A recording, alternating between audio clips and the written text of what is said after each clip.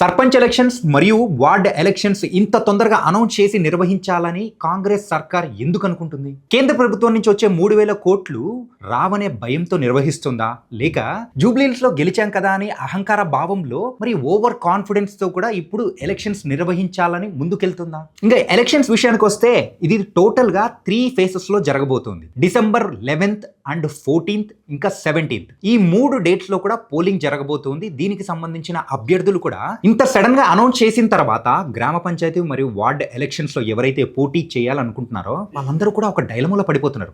పోటీ చేయాలా వద్దా? అండ్ ఇప్పుడు గవర్నమెంట్ దగ్గర ఫండ్స్ లేవని స్వయానా మన సీఎం రేవంత్ రెడ్డి గారే బహిరంగంగా ప్రకటించారు. నన్ను కోసినా కూడా 18,500 కోట్ల రూపాయల కంటే ఎక్కువ ఆదాయం లేదు. ఏం చేస్తారు ఆయనను చెప్పు, వండుకొని తింటారా? ఏం చేస్తారు? లేదు, ఉన్నదే 18,500 కోట్లు. ఎట్లా వంచుదామో చెప్పండి.